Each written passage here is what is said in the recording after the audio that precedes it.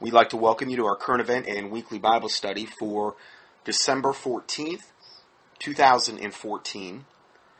And the first report, just kind of a blend of different current events today, some really heavy-duty stuff we're going to be getting into.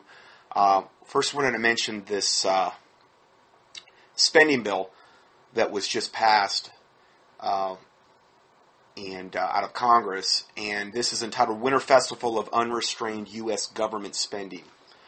Government goodies for all. Money is once more flowing out of Congress to all manner of follies and outrages, thanks to an omnibus spending bill that funds practically everything through September of 2015, throwing away every scrap, and this is the key, throwing away every scrap of leverage the incoming Republican majority could possibly exercise against Emperor Obama, ensuring that no one outside the authors of the Democratic Party fundraising email spam will be talking about shutdowns and effectively neutering the freshly elected conservatives, all by design.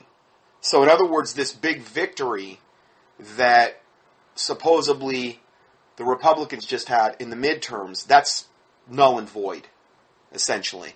I'm not saying no good could come out of it, but this was done by design, on purpose, in order to make this happen so that they have essentially no power when they get in there. The GOP leadership can get through another year with its favorite excuse for not standing up and fighting for anything because our hands are tied.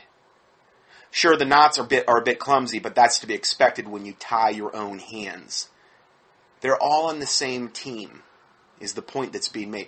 This, I believe the victory was given so that people would more let their guard down. I'm not saying there was no truth or validity to these victories. I think the American populace is becoming more desperate for change, hopefully in the right direction to a certain extent. And maybe they actually allowed these victories. The reason I say that is because they can rig the vote. We've went into that so many times. There's been so many instances of it, and all of the voting fraud that can and will take place. But in this regard, if they let these victories happen, yet they're still all, basically their hands are all tied, what is it going to matter? So this is why this has all been permitted, allowed, and this is why they're doing this now. And the spending bill was so important for that to happen. It'll be good enough for the permanent beltway culture riding on their one-horse open sleighs down streets coated with a fresh blizzard of taxpayer dollars, jingling all the way. Americans with some vague memory of how the system is supposed to work might be wondering what happened to the sober deliberation of budgets, the careful spending of every dollar. This never happened, but this is how it's supposed to be. And even the basic rules of accounting. And maybe it happened, I don't know, hundreds of years ago. I don't think in any recent memory this has happened. But it's gotten so much worse, I think is the point here. It used to not be this flagrant. Welcome to the new millennium, as we don't do things that way anymore. And again, it's been probably hundreds of years since it was done that way. Government by perpetual crisis is so much more exciting and lucrative for the ruling class. Now we wait until the hands of the fiscal doomsday clock stand at 1 minute to midnight, and the political class has to fund everything with, quote, emergency spending bills, scribbled in blind haste and posted on a glitchy websites for public review and about a half-hearted ritual of transparency. It's, again, all by design. They're waiting to the last second. They're creating all of this crisis to bring their order out of chaos, which is their motto, essentially, which is how they conduct themselves. We live in the shadow of Krampus, an appropriately clunky word that combines continuing resolution emergency tactics with omnibus spending irresponsibility. The Krampus is a flabby beast with a gaping maw that has many tentacles to feed itself, but it lacks ears, eyes, and a frontal lobe. Anyone who raises the slightest objection to this panicky spending bonanza is denounced as a penny-pinching extremist monster who just wants to kill children, puppies, and kittens for fun by shutting down the government that keeps them alive. You don't want Obama to throw barricades around your national parks and memorials again, do you? No. Then shut up and spend. That's the message. So I wanted to at least mention that, kind of throw my 2 cents in. I think that guy put it pretty well, what actually just happened. More of the same. More of the same. And more of the same, Obama being able to continue doing what he's doing. Okay, so the next report, which is related to this, is entitled Boehner Obama Deals Have Increased U.S. Debt. Federal debt has increased by $3.8 trillion in the 3.8 years that have passed since House Speaker John Boehner cut his first spending deal with the Senate Democrats and President Obama. So Boehner and Obama all on the same team. Okay, our debt's only increased $3.8 trillion in the last 3.8 years. That works out to $32,938 for every household in the United States, including those taking federal welfare benefits, and $42,783 for every full-time year-round private sector worker in the United States. In fact, that $42,783 figure that the federal government has borrowed per full-time worker, private sector worker, since Boehner cut his first federal spending deal, exceeds the $41,916 mark that, according to the Census Bureau, was the median annual earnings of full-time year private sector wage and salary workers in 2013. So the debt per person is greater than even what the average full-time year private sector worker's making. I mean, they're just, well, they're printing money out of thin air on their illegal. I mean, this is basically, it's what they're doing is just counterfeiting. They're counterfeiting whatever money they need. The money in the United States is like counterfeit money. That's what counterfeiters do, right? They go to their printing press and they print money out of thin air. Well, that's what we do. That's what America does. The private Federal Reserve does that for them. It's private. It's not government. It's private. And working together with the big bankers and the IMF and the 13 families of the Illuminati, they're just trying to milk this for all that they can milk it for until it ultimately crashes. Boehner became the Speaker in January of 2011 after the Republicans won a majority of the House of Representatives in the midterm elections of 2010. Ever since March 4th, 2011, all federal spending that has been authorized by laws passed by the Republican-controlled House that Boehner leads. So it's a Republican-controlled House that Boehner leads, and this is all the federal spending has been authorized by them. So you can't just blame Obama on this. Yeah, sure, he's part of it, but Boehner and the Republicans, the House controlled, we didn't just gain control of the House. We had that. That was what we did. That was the one thing Republicans did have. I shouldn't say we, because I don't even want to associate with them. They're just, it's the same corrupt coin, two different sides. One is presenting itself as conservative. One is presenting itself as liberal. You know, and obviously, yes, a Christian would be able to identify with the conservative side more because they're typically pro-life and anti-gay. Of course, all of that's being eroded as well, though. So that's where we're at. And there's a little chart here, if you want to see, I reposted it, and it shows how federal debt has increased by $3.8 trillion in the 3.8 years since March 11 spending deal. Just mind-boggling numbers here. Next report.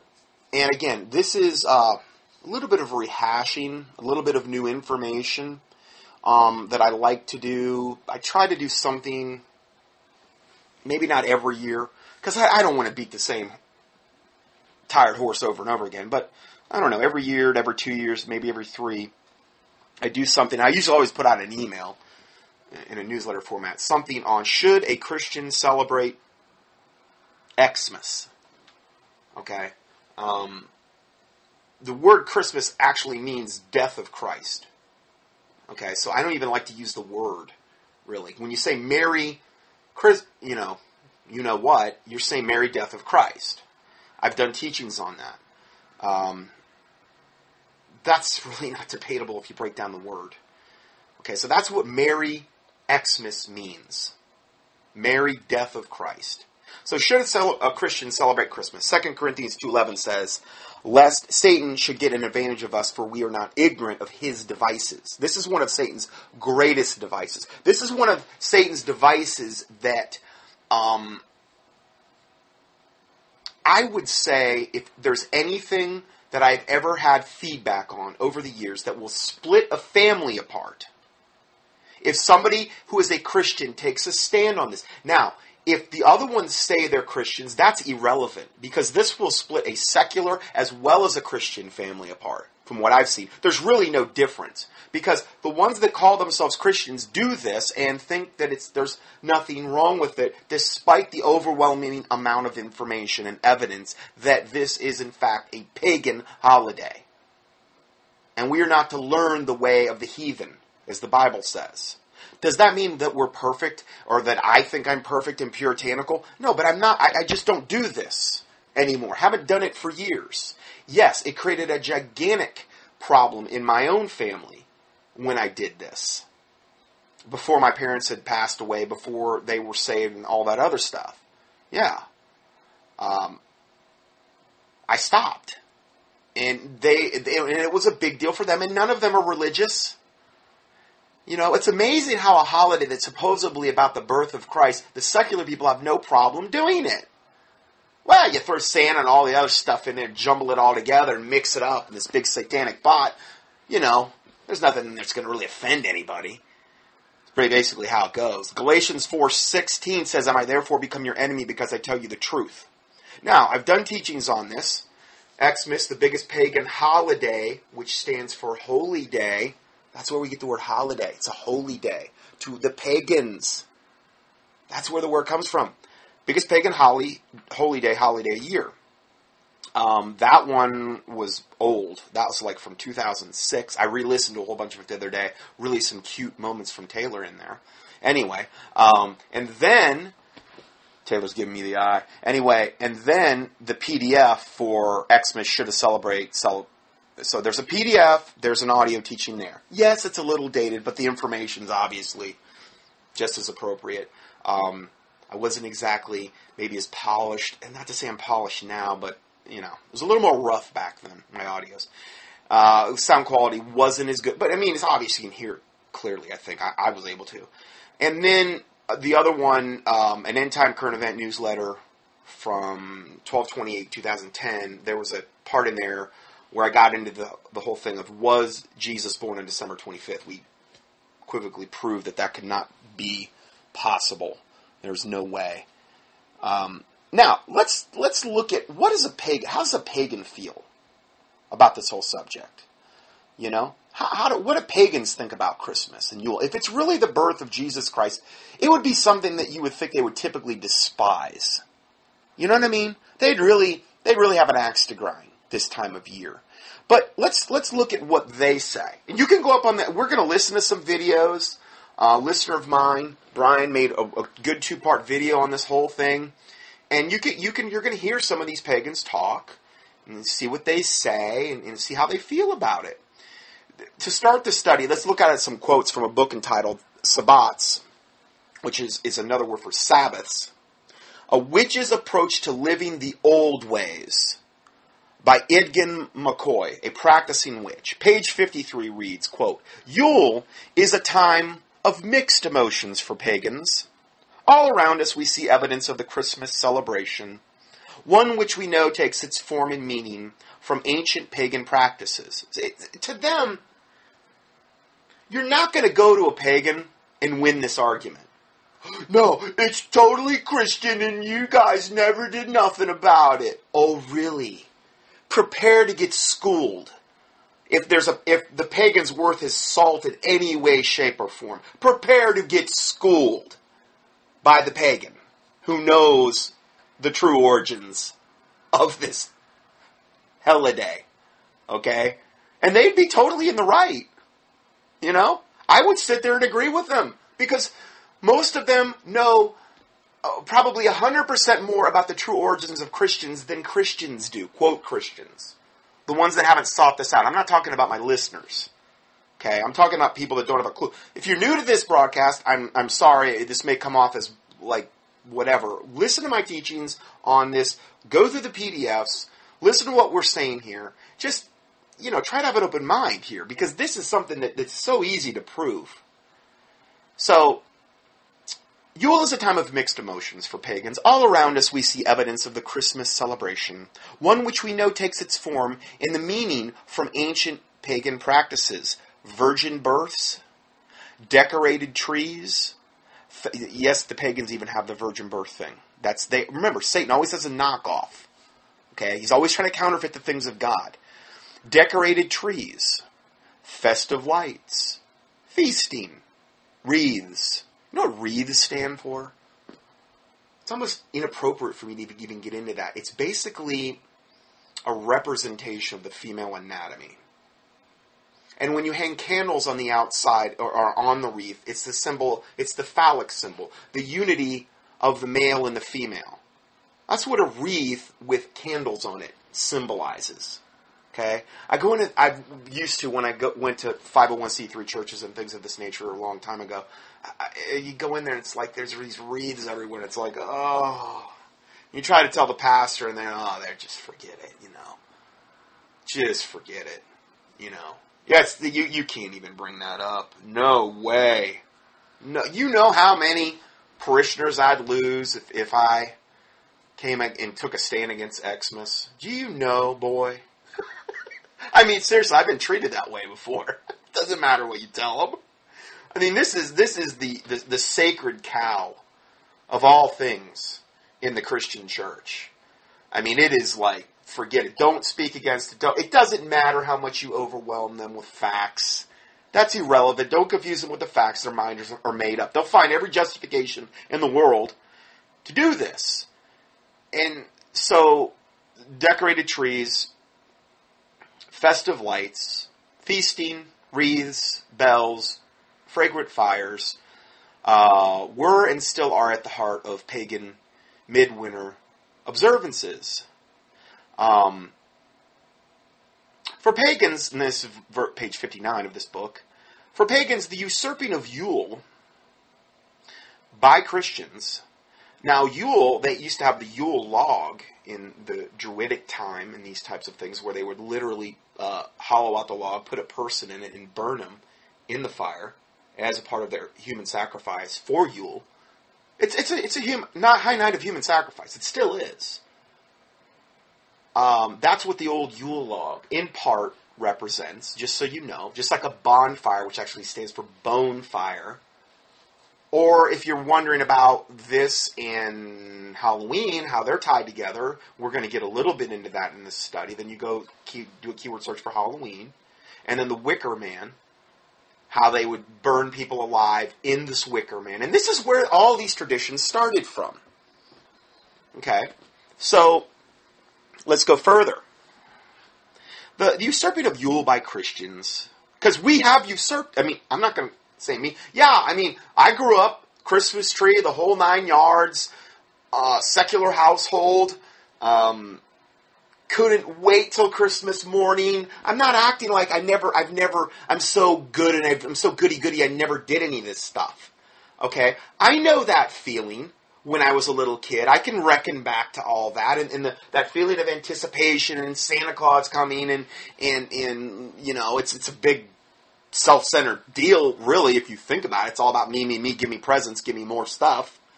But I remember that as a child growing. I remember Christmas being the most special day of the year, the day you look forward to more than any other day.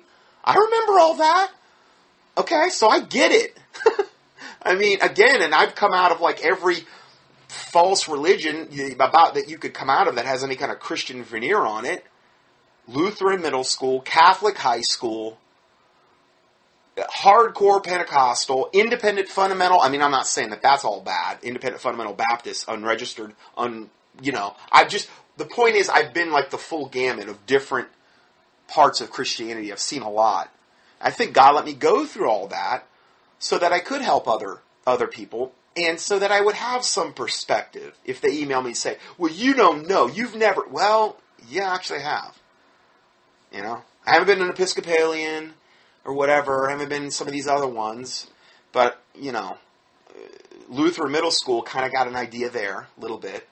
So anyway, let's go further. All of these things were and still are at the heart of the pagan midwinter observances. Okay, what? Decorate trees, virgin births, festive lights, feasting, wreaths, bells, fragrance. See, that's at the heart of the pagans' midwinter worship services.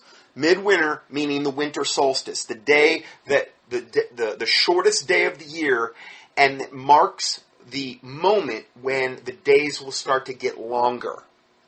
That's a big deal for the pagans. Any solstice is a big deal for the pagans. Okay? So, we're going to look at that more as well. For pagans, the usurping of Yule by Christians has one great advantage. It has preserved for us the many ancient Yule customs which might have otherwise been forgotten. So us, quote, no, I'm not going to say us, Christians in general. Let's say your average 501c3 churchgoer. Corporate 501c3 churchgoer, have preserved, and the secular crowd have preserved the many ancient Yule customs, which have might otherwise been forgotten. So it's reinvigorated the pagans in that regard. So they don't forget their traditions, you know. They look to us. They look to the Christians and the secularists for inspiration during this time of year. It's basically what they're saying.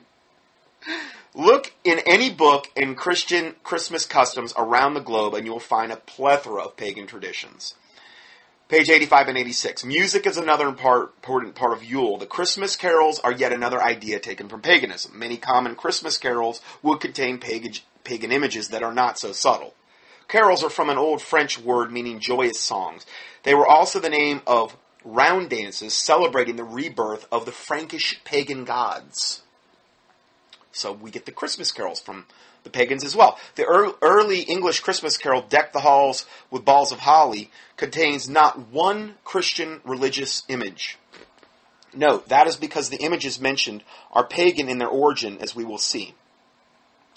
Continuing, when Yule rolls around, you'll feel free to have a lighted tree in your home, hang a wreath on your door, ring the jingle bells, give gifts of memory of loved ones, kiss under the mistletoe. Remember that this is a Sabbat, or a Sabbath, a pagan festival, a unholy pagan festival, but one of the highest.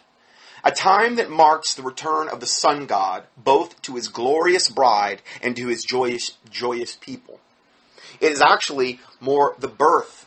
It's symbolic of the rebirth of the sun god, which has taken many, many forms and many, many names. We're going to get into that. Tammuz being one of the main ones. The rebirth, and see, this is where the Catholics came along when they were trying to meld paganism and Christianity together, their state religion, okay, after 318 AD with Constantine. And this is where it slowly started to happen, the melding of those two cultures together, and their pagan with Christian, and Christianizing pagan holidays. And Saturnalia was known as the rebirth of the sun god. Tammuz, it's taken many, many forms in different cultures, okay? Whereas the Catholics then went and said, no, this is the rebirth of the Son of God, Jesus Christ. This is the birth of this. Isn't that what it's supposed to be? The birth of the Son of God, Jesus Christ, when Jesus Christ was born. Even though from a time schedule it's been proven over and over, there's no way that could actually be the date. Probably the least likely date of it. So isn't that ironic? That it's actually the rebirth of the sun god, Tammuz, not the son of God, although they say it is.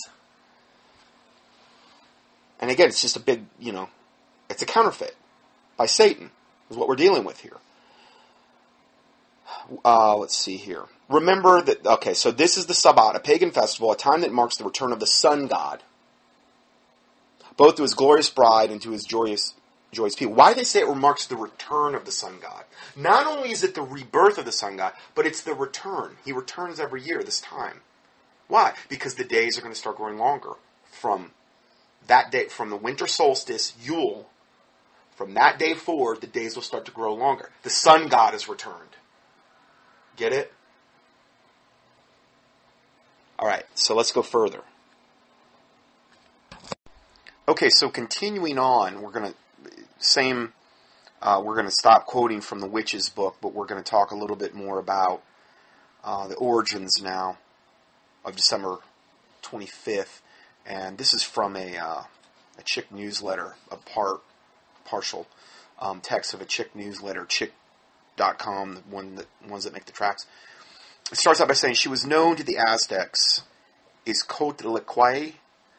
In the form of Coatlicue, she was a virgin goddess who became pregnant. Again, a satanic knockoff. Now, the Aztecs had no knowledge, you know what I mean, of Jesus Christ, or of even what the Bible would have predicted about him. But they had their own, but see, Satan did. So they had their own virgin goddess who became pregnant. The son she bore was the chief god of the Aztecs, reincarnated as a baby. Sounds a lot like Semiramis, Tammuz, and Nimrod, okay, where we get the first kind of unholy trinity of the Bible. She was the goddess of the moon and the morning evening star, Venus. People who spoke different languages called her by other names.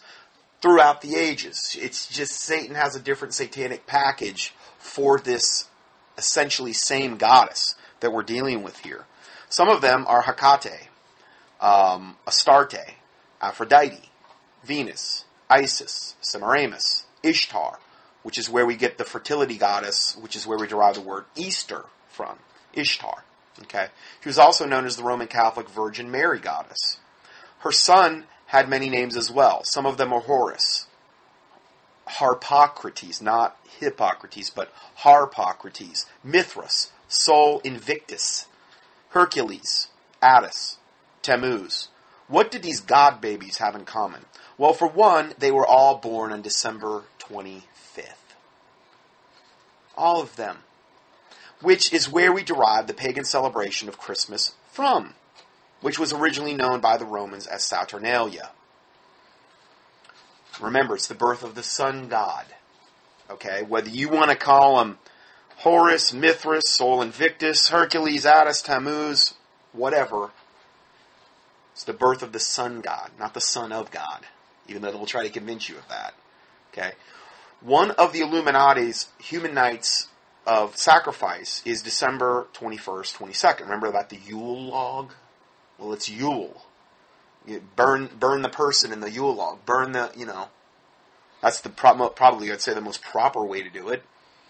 December 21st, 22nd, also known as Yule, when the sun begins its northward trek in the sky and days begin to grow longer again. Remember, we have more sun now. The sun god's returning. The days are getting longer. Okay, that's how that all works. And the pagans would say, oh, this means that, well, here, let me just read this. Pagans celebrated the winter solstice by burning the Yule log. Okay? Preferably with somebody in the Yule log as a human sacrifice. Since the sun had reversed itself and was now rising in the sky, the pagans had the audacity to believe that this was a sign that the human sacrifices carried out on Samhain, or Halloween, had been accepted by the gods. So in other words, it was their witchcraft that is causing now the days to get... This is how demonically and satanically deluded and how prideful you become when you give yourself over to Satan. You actually start thinking that the sun, even though it kind of does it every year, regardless of if there's any human sacrifices going on, the days are getting longer because the gods have accepted our sacrifices we did at Halloween, our human sacrifices. I mean, what flagrant, satanically deluded audacity, pride, arrogant, to think that something I did now is making the days grow longer.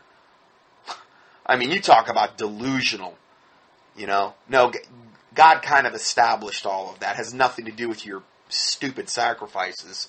I'm not talking to my listeners, but anybody that would believe that. The Roman Catholic Church later changed the day of celebration to December 25th, calling it Christmas or Christmas. Roman Catholicism is a demonic blend of ancient pagan religions made to look like Christianity. Exactly. That's why I rail against it so much. Now, there's a good video. The first video I ever really saw on this, I give you a link to, by Doc Marquis, America's Occult Holidays. I'm not giving some blanket endorsement of Doc Marquis, but he was supposedly a generational Luciferian. I mean, brought up in like the real blue blood, aristocratic, Illuminati type Satanism. And this was a video he did with the Prophecy Club years ago, where he got into this. This is the first, if you watch this, this would be the first, probably one of the first videos I had ever seen where it really got into the individual holy days, holidays. They're holy days for the pagans, or Luciferians, or Satanists, or whatever you want to call them. I mean, they still celebrate these. And gives you the breakdown of them, the spacing of them from a time chronological order, how they're interspersed in with the solstices, the significance of each one, what is required regarding what type of sacrifices are required at each one. And he gets into all that. So I give you a link here. It's going to be on page, probably going to end up being on page 4 of the PDF document for December 14th, 2014. If you want to avail yourself to that, it's a good video to watch. And then also my listener, Brian Moonan, who is also has a series of videos that a lot of times you'll see me repost his videos in my teachings. He's doing some really good work up there. And he just released part 1 and part 2 regarding the pagan origins of Christmas. And I saw something about, I think Chris Putnam the other day did this big rebuttal of, Christmas has no pagan origins, and I'm going to prove, oh, really? Really? I cannot believe somebody that I would have somewhat respected as a thorough researcher would actually even debate this. I just, it's unbelievable, this holiday, what people will do to justify it. So they can justify having, I mean, they will rob Peter to pay Paul to justify this one. This is like the deal breaker of all deal breakers, this stinking holiday. I'm so sick of it from that regard.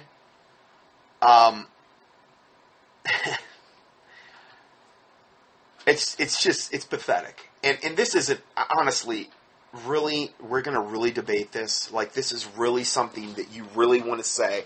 So I guess all these pagans that are, they're just talking out the side of their mouth. They're just doing this to attack Christ.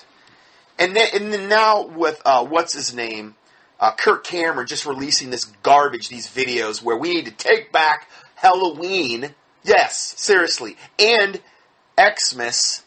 We need to take all those back for Christ. We need to have the biggest Halloween parties and the biggest Xmas parties. This is what Kirk Cameron's saying. Yeah, and in fact, Brian also did a video on he's got a whole page on that on his website about that as well.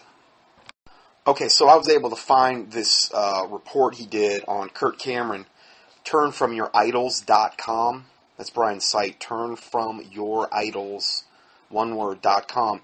And just a part of it, I wasn't even planning on getting this, but he says, many like Kirk Cameron would like to promote and even sell the idea that St. Nicholas was a Christian.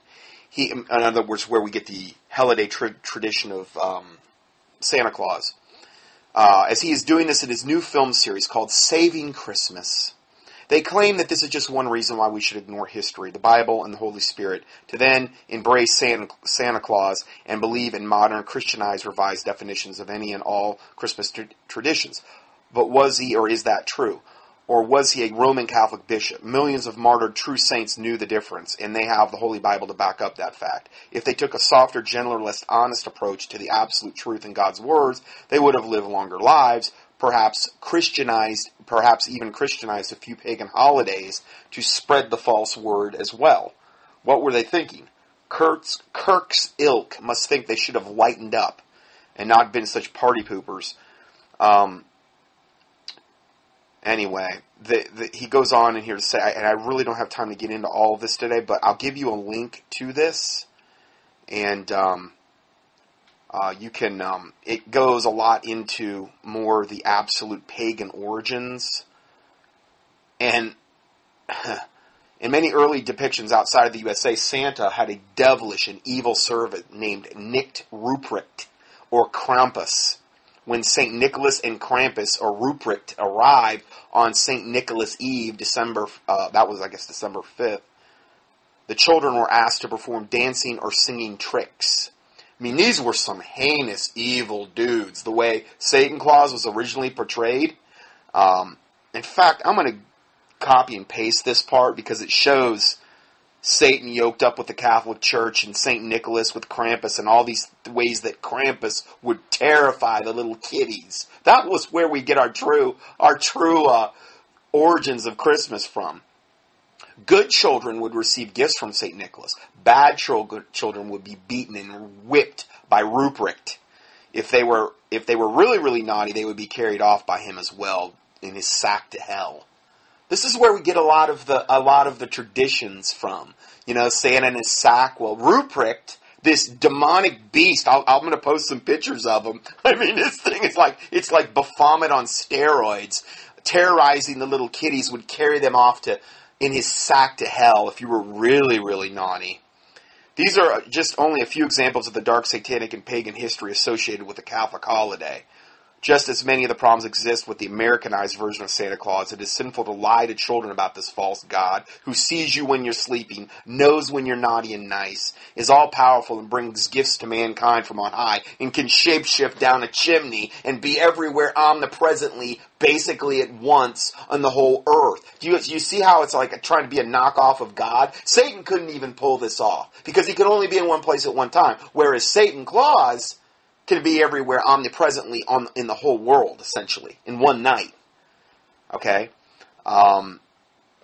Those who get bad get brimstone coal, and that is, which is probably where you get the coal in the stocking thing.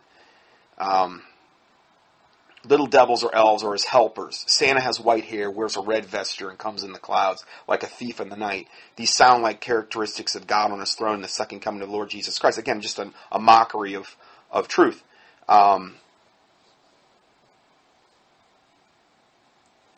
Even before the mythical Santa Claus was entrenched part of the folly-filled festival, most Bible-believing Christians were against celebrating this sinful pagan holiday. The Puritans banned Christmas from Massachusetts Bay Colony in 1659. And here's a literal picture of that actual notice of them. It says, public notice, the obfuscation of Christmas having been deemed a sacrilege, the exchange of gifts and greetings, drifting in fine clothing, this is Old English, feasting and similar satanic practices are hereby forbidden, with the offender liable to a fine of 5 shillings.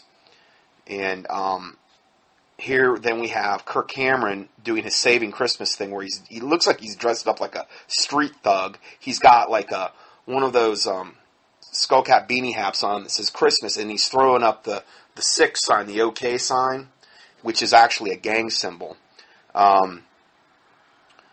Recently, Kirk Cameron even made the case that Christians should celebrate Halloween as well.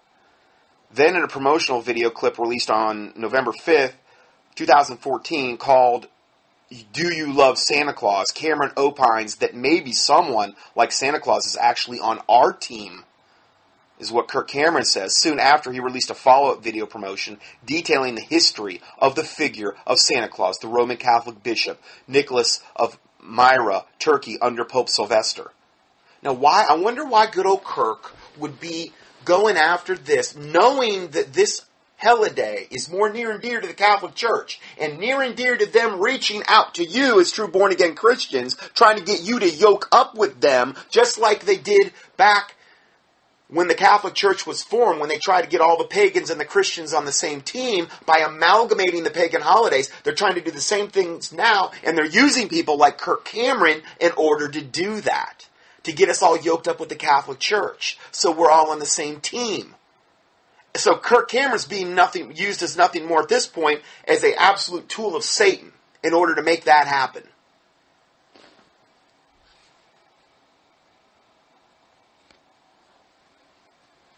Even if St. Nicholas was a saved man, later claimed by the Roman Catholics as their own symbol, he wasn't a saved man, but like if he was, like let's say best case scenario, what does he have to do with the birth of Jesus Christ and this pagan winter solstice being combined? More importantly, what does Jesus Christ have to do with the witches' Sabbat called Yule, or the lusty pagan Roman feast of Saturn, or Saturnalia? Would this same Nicholas be pleased that God is being mocked by this combination of the holy with the profane, if not the child of the living God? I mean, this is some crazy stuff. Okay, so if we look back to the film itself, examine the official promotional poster for Kirk Cameron's new movie called Saving Christmas. I'm going to go ahead and put this into the PDF for this date. I'm also going to give you the link to the main article that Brian put out so you can see the whole thing. But I mean, I'm looking at this, and it's Kirk Cameron, and he's like in the air, coming at you with literally, I think he's got like this globe thing in his arms, and I think it's like the whole Christ nativity scene. Like it almost looks like a crystal ball, and they're inside. He's swinging a candy cane, and there's all this Christmas garbage going everywhere as he's coming toward you, and there's money flying, and there's crosses, and there's Catholic crosses, and there's upside down stars, and there's all these pagan symbolism. I mean, it's really straight from the pit of hell. There are occult symbols prominently displayed, but also some not so prominently. These are not subliminal. They are not subliminal by any means. They are there for a reason. Here it shows the upside down star, clearly totally upside down, which is where we get the symbol for black witchcraft, the upside down star, which it would literally be in this case, because it doesn't have a circle around it, would be known as a pentacle. It's a symbol for black witchcraft. To the right of Kirk's head, the 5-pointed star ornament is upside down. To the left of Kirk's fist clenching the candy cane, the ornament has 3 sixes in an upside-down 5-pointed star pentagram. For some reason, the Holy Family nativity scene is inside a crystal ball. What do we know that witches use to scry? They scry a crystal ball to tell your fortune. Atop the Christmas tree is a Catholic cross with interesting hardware mounting it to the tree. Maybe some ex-Disney artist had something to do with this design. And yeah, we could go into that, but there's a lot of heinous stuff on Disney video covers and things of this nature. The original title of the holiday was Christ Mass. As a former Catholic, I know that the word Mass is a religious term, means death sacrifice. Christ Mass literally means Mary Death of Christ. The film also seeks to paint those who have learned the facts about this holiday and separated from pagan Rome and all of her traditions as grinchy, grouchy, misled, paranoid morons who endanger our families by not going along with, quote, the joy of dancing, the celebration, the feasting, the imagination, the traditions that glorify the true reason for the season. I mean, the Bible is very clear that we're not to be unequally yoked together with unbelievers.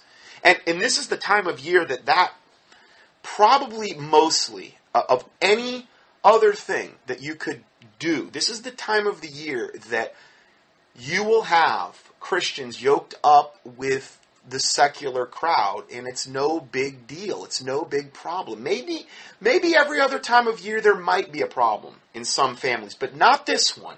This is the one where it separates really the men from the boys as far as if you're going to avoid it, if you're going to take a stand against it. You might literally be ostracized by your whole family. They might not want anything to do with you at all.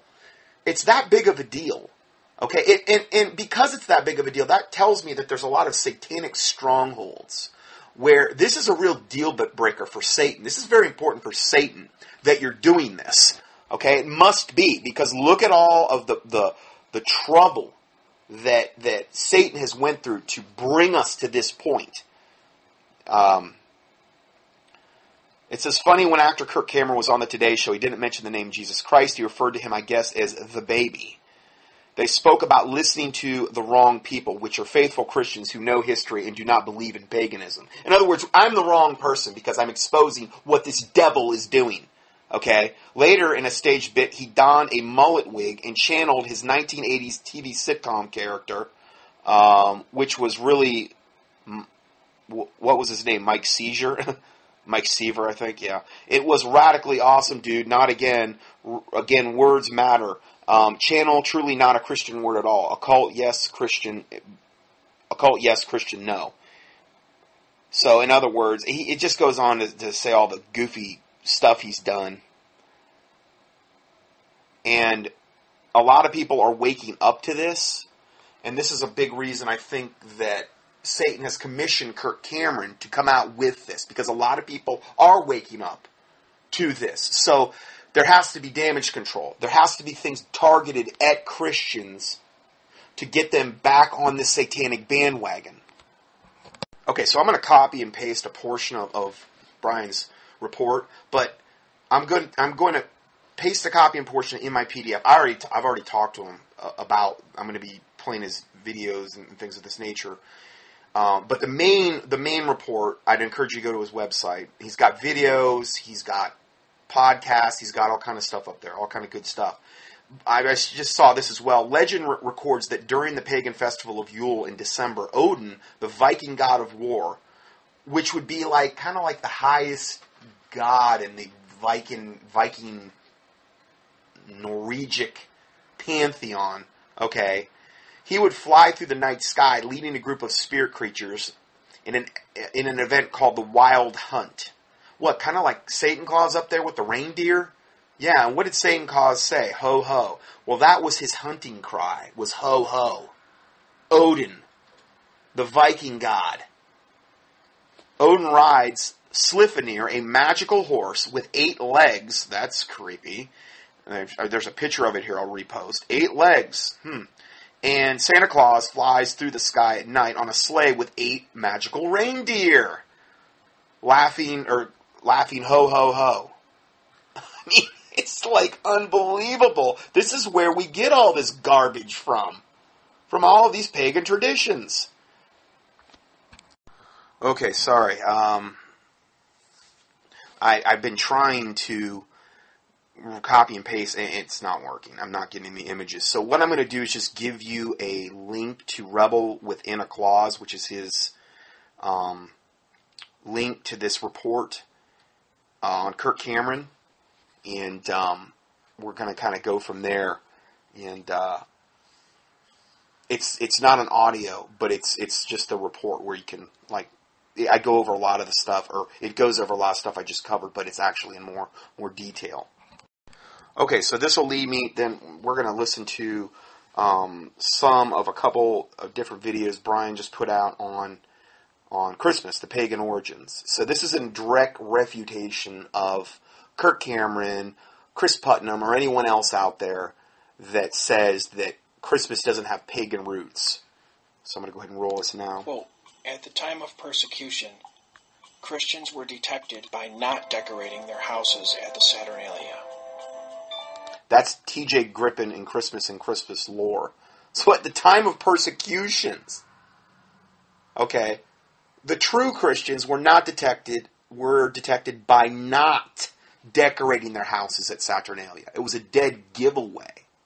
Will it come back to that? I wouldn't be surprised. He's bad. He needs to be gone. So this is one of the ways throughout history, and I'm sure where Catholicism prevailed, that the true Christians were actually detected by not decorating their houses. I mean, unbelievable.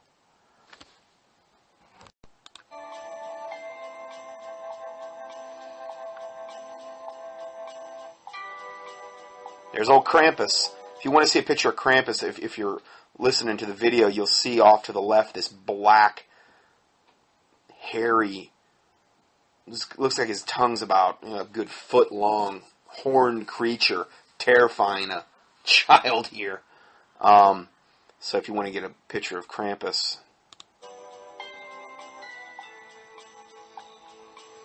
Saturnalia, the pagan Roman winter solstice festival. Roman pagans first introduced the holiday of Saturnalia, a week-long period of lawlessness celebrated between December 17th through 25th. During this period, So it encompasses that whole period, December 17th to 25th. That's Yule included all the way to December 25th, where it probably met its climax at the birth of the sun god. You know, Tammuz or whatever you wanted to call him. Roman courts were closed, and Roman law dictated that no one could be punished for damaging property or injuring people during the week-long celebration. You could do whatever you wanted. Didn't they just have a movie about that? Where, like, there was, like, one night of the year or something where you could go and kill whoever you wanted to kill, and it was lawful? Well, I wonder where they got that tradition from. That movie that's kind of like a precursor of things, you know, most likely to come. They're trying to revive Saturnalia. The festival began when Roman authorities chose an enemy of the Roman people to represent the, quote, Lord of Misrule. Each Roman community selected a victim who they forced to indulge in food and other physical pleasures throughout the week. At the festival's conclusion, December 25th, Roman authorities believed that they were destroying the forces of darkness by brutally murdering this innocent man or woman. That really makes a lot of sense. You know, I mean, that's just the logic behind that. How could you argue with that? The ancient Greek writer, poet, and historian Lucian, in his dialogue entitled Saturnalia, describes the festival's observance in his time. In addition to human sacrifice, he mentions 3 customs: widespread intoxication, going from house to house while singing naked. Christmas carols, okay, widespread intoxication, well, you've got a lot of that. Human sacrifice, probably coming back to that. Burning the Yule log, you know, which is where that, you know, that whole sacrificial thing is there. Rape and other sexual license. It was the time of absolutely unbridled sexual debauchery. Okay, that was what Saturnalia was marked by. And consuming human-shaped biscuits. Like gingerbread men type thing. In the 4th century, Catholicism imported the Saturnalia festival, hoping to take the pagan masses in with it. Catholic leaders succeeded in converting to Catholicism large numbers of pagans by promising them that they could continue to celebrate the Saturnalia as Christians. Absolutely. That's where it started. That's where it came in the Catholic Church. And the mess that we have on our hands today with Xmas, okay, it started there. I mean, granted, yeah, you can go back before and say start Saturnalia, but I'm talking about where it was, quote, Christianized. This is where it started. The Catholic leaders named Saturnalia's concluding day, December 25th, to be Jesus' birthday. It was the concluding day of Saturnalia. That's why you could say, yeah, but Yule's a different date. That's the actual winter solstice. But the whole pagan festival was, you know, a culmination of about a week long, and its conclusion was on December 25th. Sol Invictus. Dies Natalis Solis Invicti, birthday of the unconquered sun. The rebirth of... The birth date of the unconquered sun, the birth date of the sun god, essentially. Sol Invictus, in this particular case with the Roman Saturnalia.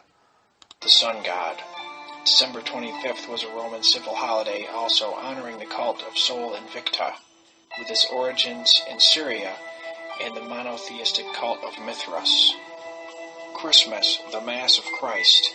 In the 5th century, the Western Church ordered it to be celebrated forever on the day of the Roman feast, Sol Invictus. Stephen Nissenbaum, professor of history at the University of Massachusetts, Amherst, writes, quote, in return for ensuring massive observance of the anniversary of the Savior's birth, by assigning it to this resonant date, the Catholic Church, for its part, tacitly agreed to allow the holiday to be celebrated more or less the way it had always been.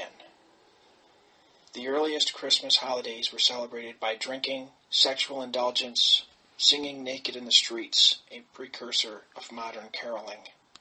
Some of the most depraved customs of the Saturnalia Carnival were intentionally revived by the Catholic Church in 1466, when Pope Paul II forced Jews to race naked through the streets of the city. An eyewitness account reports, another infallible pope, you know, the whole doctrine of papal infallibility.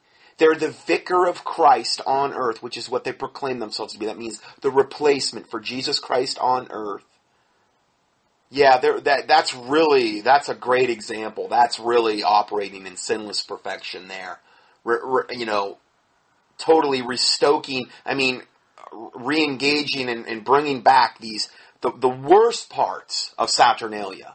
Leave it to the Roman Catholic Church to do that. Well, before they were to run, the Jews were richly fed, so as to make the race more difficult for them, and at the same time more amusing for the spectators. They ran amid Rome's taunting shrieks and peals of laughter, while the Holy Father stood upon a richly ornamented balcony and laughed heartily. Wow, what a great unholy father he was. Standing richly ornamented, he stood on a balcony and laughed heartily. Yet one more papal devil.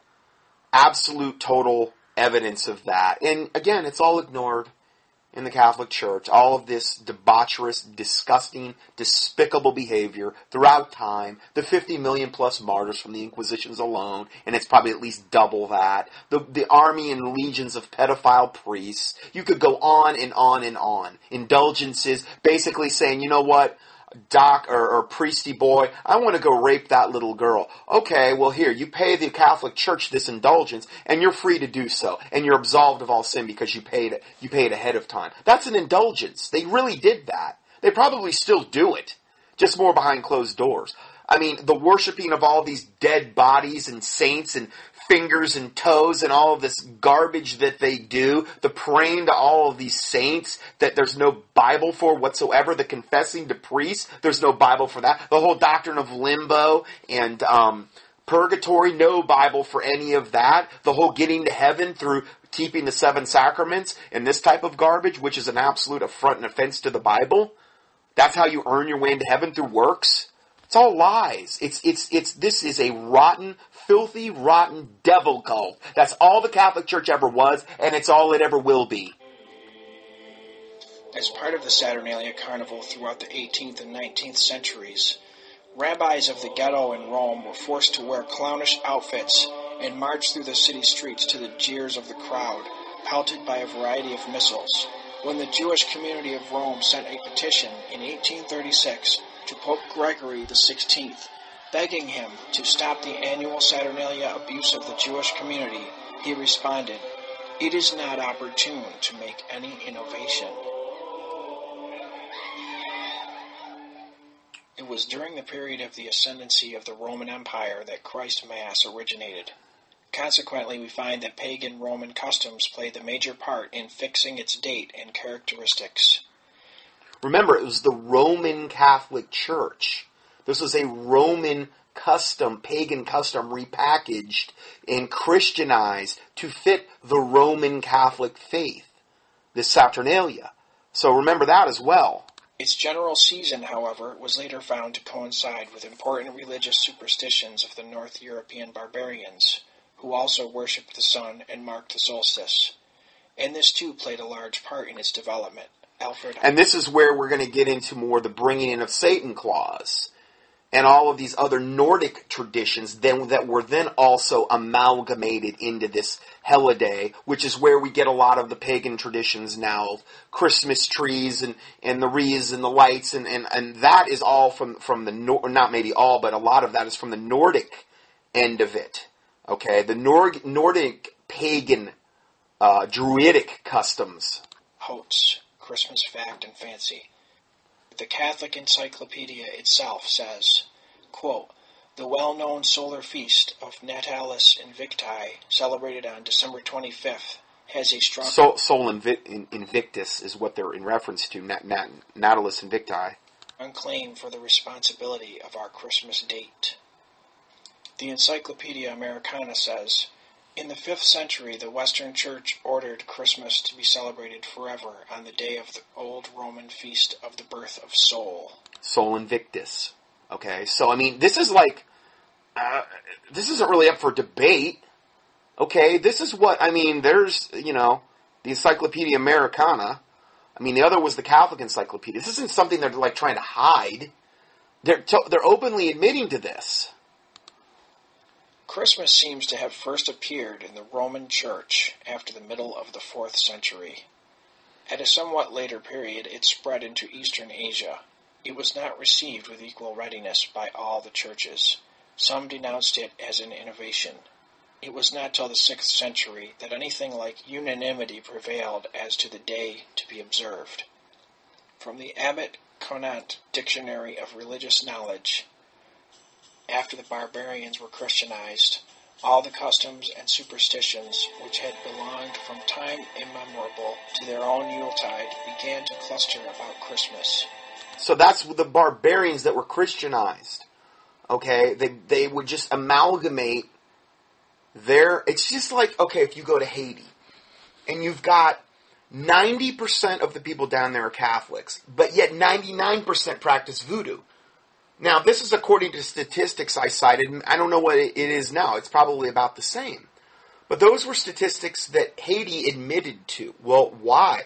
You would think that if Catholicism was so holy, what would it have in common with this voodoo, this overt, very high level, dark, pagan witchcraft of voodoo?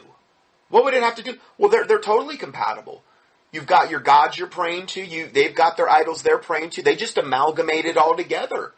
It's a works-based devil death cult, just like Catholicism. And they're very compatible with one another.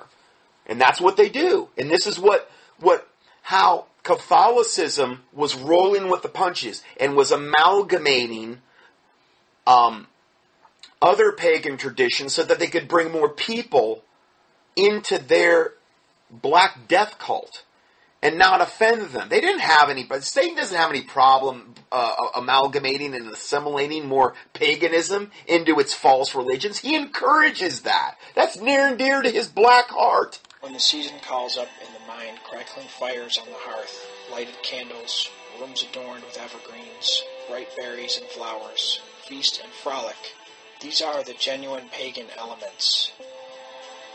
The manner in which this festival came to be observed in the Romish Church, and through it to the other churches, is as follows.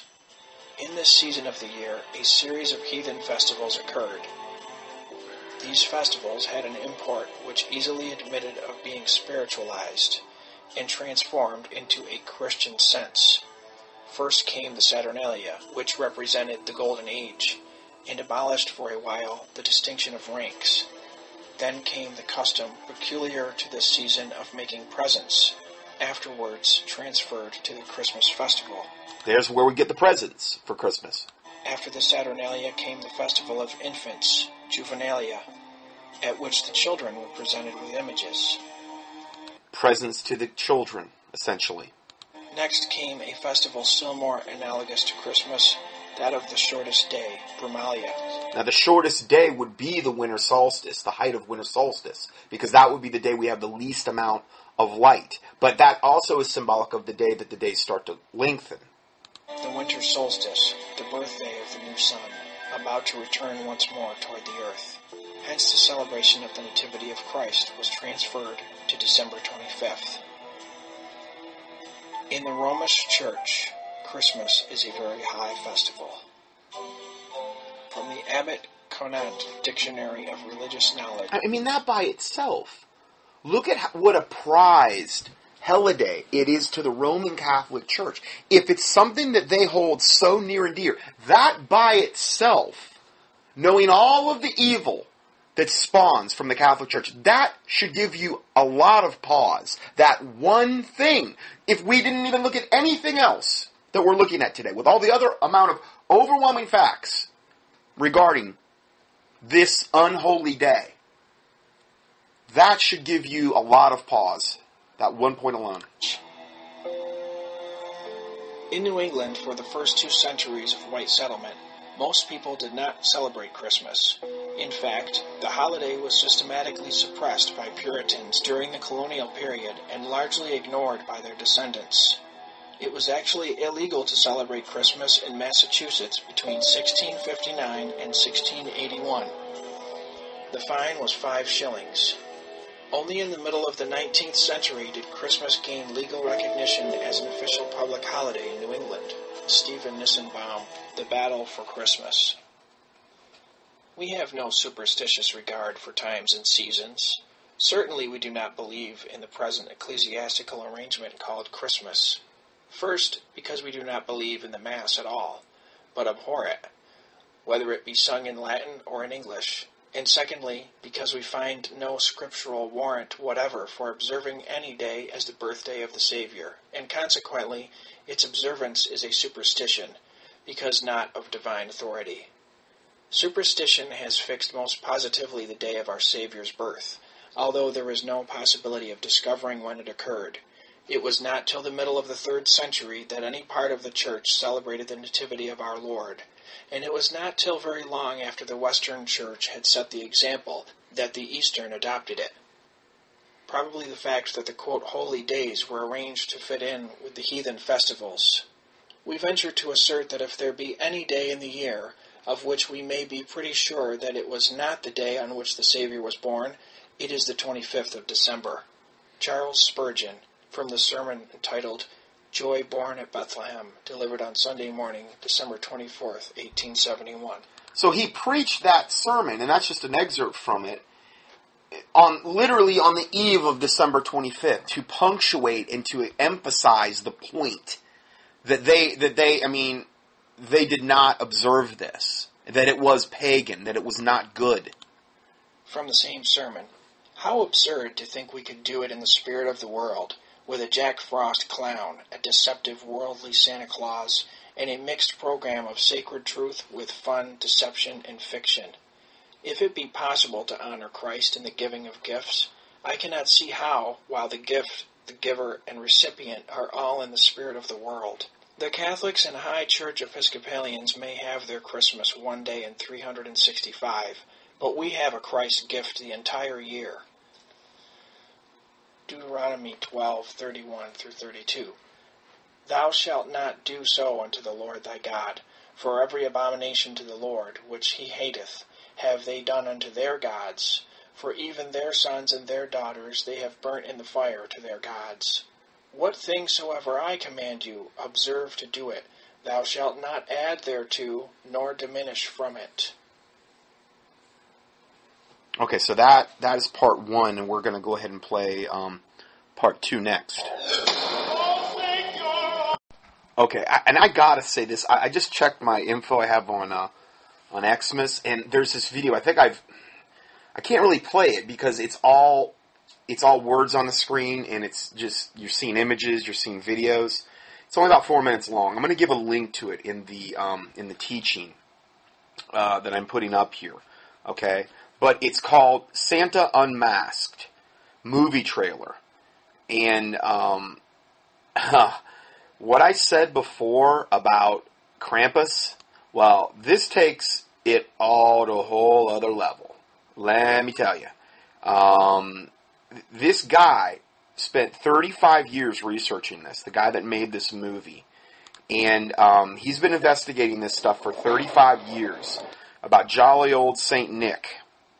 And he literally goes by helicopter to a lot of these places in what they call the old country. This is where we really got the whole Saint Nicholas Krampus traditions. And they're still doing it. And it shows them in the streets, shows Saint Nicholas coming. It shows the little kids screaming as these things are coming in the door. Krampus, these horned god black devils. Poor little thing. I'm watching this little girl right now and the little boy. They're just terrified. That's what they were. That is the absolute real identity, the real foundation of Saint Nick, who wasn't such a nice old man, evidently. And they bring whips, and they're showing this real footage of what's going on in these streets. And, I mean, I don't know where this is even at. He literally had to go by helicopter to reach a lot of these places because I think you can't get to them by car. But, see, that's better because it's more preserved through tradition. It hasn't, their traditions haven't been leavened. And I shouldn't say it's good, but I'm saying in order to get a real view of what we're looking at here, okay, of the true origins. These are places that haven't been commercialized. And I mean, these things I mean, the images that they're showing, and these parades that they're having in the streets, and they're going around, and these creatures dressed up like Krampus and Saint Nick, particularly the ones dressed up like Krampus, are attacking a lot of people, and they're literally whipping. They hit the girls they're whipping them with these things to wake up their fertility. It's a fertility ritual as well. Okay, and it shows them doing this in the streets. It's like chaos. It says riots break out. And I mean, this is some heinous, really dark, evil stuff that they're doing to this day, but probably in very, very isolated areas of the world where maybe you can't get there by car. Maybe you have to take a helicopter. You can't get there by car in the winter, especially. And this is a whole little 4-minute video. This is their whole midwinter thing to bring back fertility. So I'm kind of just watching this as I'm talking to you, and it's kind of flashing up some captions along the way, and all of these images this is just, wow, dark, evil. Everything about it is dark and evil. There is nothing merry, there's nothing happy, there is nothing joyous, there is nothing, but it's really more like Halloween than anything, as far as just the evil depiction that we're seeing here. And they're, I don't know, somewhere, I guess you would say, in the old country. Probably in, I don't know, Eastern Europe, maybe, who knows, maybe Scandinavia some places, maybe Russia. And this is a whole video called Santa Unmasked. And I'll give you a link to the actual, the movie trailer. And all of the information about it. So I'm just going to read you a little bit from the website, santaunmasked.com. Santaunmasked, one word.com. The news is this: Odin's army, the wild hunt, still exists. Not only the myth survived in several forms, but also the ritual. A Dutch reporter and a TV maker, Arnold Jan Scheer, got to know the black-faced sidekick of Odin, St. Nicholas, during his childhood in Holland. Black Peter still goes around here. It's not written like perfectly, because I think something's getting a little bit lost in translation, but it says Black Peter still goes around here as the companion of St. Nicholas. That would be Krampus. Scheer has continued playing the role numerous times himself during the Dutch St. Nicholas celebrations. He remains fascinated by the myth behind the feast. But what's more, he has discovered primitive and rural forms of the winter ritual is still remaining in isolated parts of Europe, never been associated with the myth. While other investigators studied the subject from behind the books in their libraries, he took trains, cars, and even helicopters and went climbing in search of remote villages within Europa. Some villages before 150 years were isolated. Were so isolated they had almost no contact with the outside world. Where still, until this day, annual primitive and unknown St. Nicholas rituals are celebrated. But see, these are the ones that are in their most pure form. They haven't been tainted by all the commercialism and things of this nature. These rituals can strongly differ from the feast rituals in more urban areas. Scheer discovered throughout these travels in places in Europe and even his own country the thin lines connecting these rites to the ancestors of Europeans and many Americans. The myth and the ritual forms annually celebrated by the ancient Europeans became mixed with other traditions during and after the Middle Ages. Remember what I said about being amalgamated, assimilated? Well, this is what we're talking about here. They became mixed with other traditions during and after the Middle Ages through the influence of, guess who? The Roman Catholic Church. With the Bishop of Myra, nowadays Turkey, the bishop died around 340 AD. And meanwhile, this cult, he calls it a cult, reached northwestern Europe via the Rhine and the sea, later arriving in Holland in its capital, Amsterdam, one of the most wicked places on the planet. Much later, this cult came with the first Dutch settlers to the colony New Amsterdam or New York, where St. Nicholas, or and known as Dutch as Sinterklaas, over the ages transformed into today's jolly old Saint Nick. So this is a guy that this is like really, really, really hands-on. This guy, I mean, went all out in order to get this footage.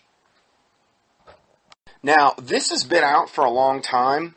This was originally released, this trailer that I just watched in 2009. I don't think he's ever been able to get funding for this. There was the trailer, there's a book, but I don't think he's ever actually been able to get funding. And who knows what kind of resistance he might be getting to this. Because, I mean, this is, I'll tell you what, this is really heavy-duty, compelling evidence regarding this stuff that can be, you can go there and document it. You know, and see what the true origins of this stuff was. So anyway, I'm going to go ahead and put this little bit of information into the PDF for this date for 12/14/2014, and so you can have that to reference as well. You might want to watch the trailer on this thing, because it is, if you have kids, I don't know, that's probably not something you want to show them, because it's really, really, really, really creepy stuff. I got to read you one more thing here.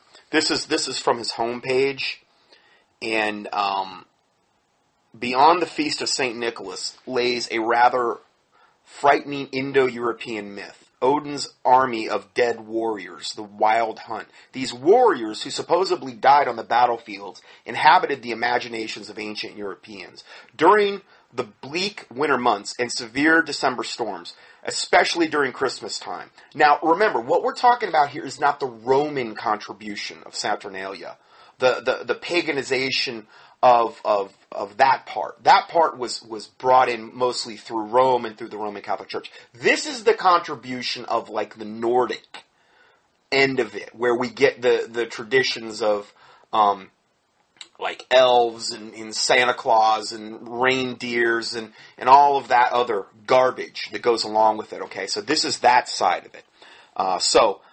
During the bleak winter months and severe winter December storms, especially during Christmas time, the pre-Christian 12 days of Yule, the wild noise of breathing horses, the howling of wolves, and the clattering of arms was heard by farmers and shepherds in the field. In front of the army of the dead flew an old, bearded, mantled man on a white horse. This was Saint Nick, armed with a spear and followed by wolves, ravens, and men with soot-blackened faces.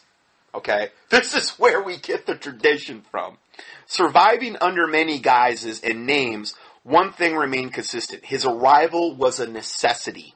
He brought gifts and fertility. Remember what I said? They were the Krampus characters were chasing these women in the streets and beating them with these little whip things they had made. He brought gifts and fertility, welfare, plentiful crops, as well as bounties of fruits and nuts. Okay, so you can see about the exchanging of gifts. Gimme, gimme, gimme, gimme. What am I going to get? Okay, which is what we see with Christmas. As the tradition has it, he communicated through the chimneys, riding his white horse or reindeer through the skies, along with his black-faced sidekick named Black Peter, or Krampus, using his rod of fertility. Krampus had the rod of fertility. So see, you had to make a deal with the devil, this disgusting, horned, hairy, black devil from the pit of hell, Krampus. You had to let him beat you. You had to let him have his pound of flesh in order for you to be ensured of good fertility. And can you imagine the curse that would be on the baby if you did conceive? Oof, bad stuff. Holland played a major role in the spread of St. Nicholas, or Sinterklaas, this cult. Odin's army still exists, not only in myth, but also in ritualistic practices. And he's showing here the just a lot of the things here. So I'm just looking at some of the resources he has here. Unbelievable stuff.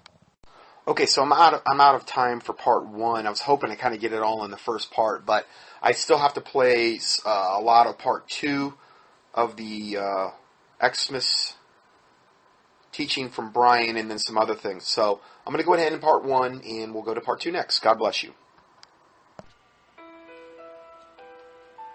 Scott Johnson's 800-plus audio teachings and PDF documents are available for free 24/7 on the internet at contendingfortruth.com. That's CONTENDING for FOR truth TRUTH.com. In addition, we also offer a free Christian current event and health email newsletter. You can sign up at contendingfortruth.com. These email newsletters typically only generate about 3 to 6 emails per month if you subscribe to both lists. Please prayerfully help us to continue this work. For mail correspondence or to support this ministry, our mailing address is 2359 Highway 70 Southeast, box number 321, Hickory, North Carolina 28602. Or on the internet, a PayPal donation link can be found at contendingfortruth.com. Thank you, and may the Lord Jesus Christ richly bless you.